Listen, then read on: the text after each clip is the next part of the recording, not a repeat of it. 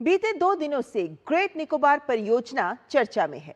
इसकी बड़ी वजह है लोकसभा में नेता प्रतिपक्ष राहुल गांधी। वे कहते हैं कि विकास कार्यों से निकोबार द्वीप के पर्यावरण को नुकसान पहुंचेगा और जनजातीय लोगों की परेशानी बढ़ेगी।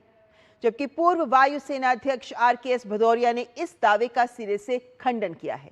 उन्होंने बताया है कि यह परियोजना किस तरह से सामरिक, रणनीतिक और आर्थिक दृष्टि से भारत के लिए एक गेम चेंजर है।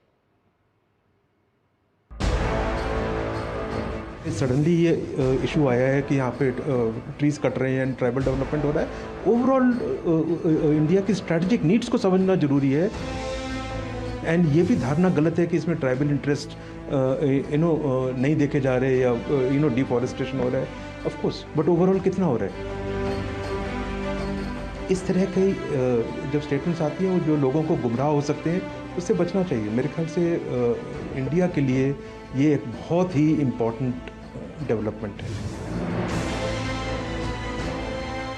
निकोबार से स्ट्रेट ऑफ मलक्का की दूरी सिर्फ 150 किलोमीटर यानी 40 नॉटिकल मील की है। एक ऐसा स्टेट जहां से दुनिया का 60% व्यापार होता है। 805 किलोमीटर लंबा ये स्ट्रेट हिंद महासागर और प्रशांत महासागर यानी दक्षिण चीन सागर को आपस में जोड़ता है। अंडमान निकोबार हमारी जो ट्राई सर्विसेज कमांड है, हमने बहुत समय से बोला था कि हमारा यहाँ फुटप्रिंट बढ़ना चाहिए, हमारी एबिलिटी फॉर सर्वेलेंस बढ़नी चाहिए, हमारे रेडार्स, नेटवर्क्स। आपने देखा ये सब कितने ज़रूरी होते हैं जब ऑफ सिंदूर हुआ। एंड हमारी रीच बढ़नी चाहिए। इंडो पैसिफिक के ऊपर हमारी रीच यहाँ से बहुत जब हम होंगे बहुत बड़ी हो जाएगी। खाली क्वाड्स में पार्टिसिपेट करना जरूरी नहीं है, हमारी ability to reach and dominate and be effective militarily बहुत जरूरी है। तो ये जरूरी है। सो ये स्ट्रैटेजिक इंपॉर्टेंस है। भौगोलिक रूप से निकोबार के रणनीतिक महत्व को देखते हुए बीते 2 दशक से इसे विकसित किए जाने की मांग चली आ रही थी। एक अहम फैसला लेते हुए केंद्र सरकार ने इसे चरणबद्ध तरीके से विकसित करने का फैसला किया।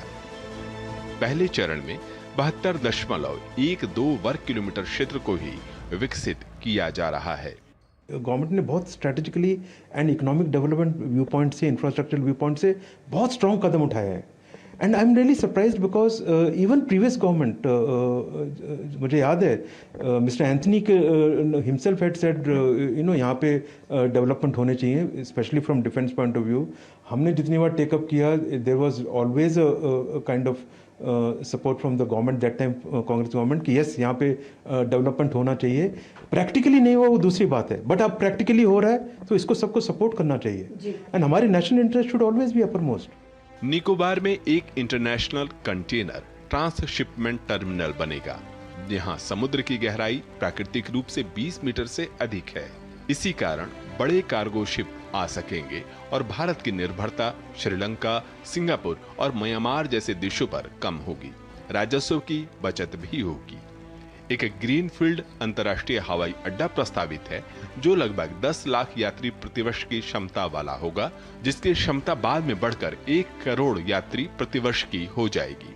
वहीं 16,610 हेक्टेयर क्षेत्र में एक टाउनशिप विकसित की जाएगी, जहां आवासीय, वाणिज्यिक और संस्थागत आवश्यकताओं को सुनियोजित रूप से जगह दी जाएगी।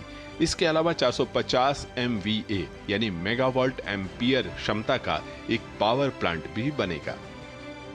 निकोबार का कुल क्षेत्रफल 751.07 वर्ग किलोमीटर का है, जिसमें से इंफ्रा निर्माण कुल 166.10 वर्ग किलोमीटर क्षेत्र में हो रहा है, जिसमें से 35.35 वर्ग किलोमीटर राजस्व भूमि और 130.75 वर्ग किलोमीटर वन भूमि है। परियोजना में कुल 1.82% फॉरेस्ट कवर का डायवर्जन किया जाएगा, जिसके बदले 97.30 वर्ग किलोमीटर क्षेत्र में क्षतिपूर्ति वनीकरण की योजना बनाई गई है।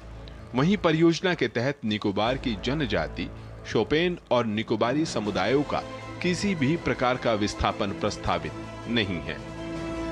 इस तरह से ये परियोजना पर्यावरण संरक्षण और विकास के बीच एक संतुलन स्थापित कर रही है, भारत के सामरिक आर्थिक महत्व को बढ़ा भी रही है और ग्रेट निकोबार में विकास का समावेशी भविष्य विकसित कर रही है। अरविंद चतुर्वेदी की रिपोर्ट, DD न्यूज।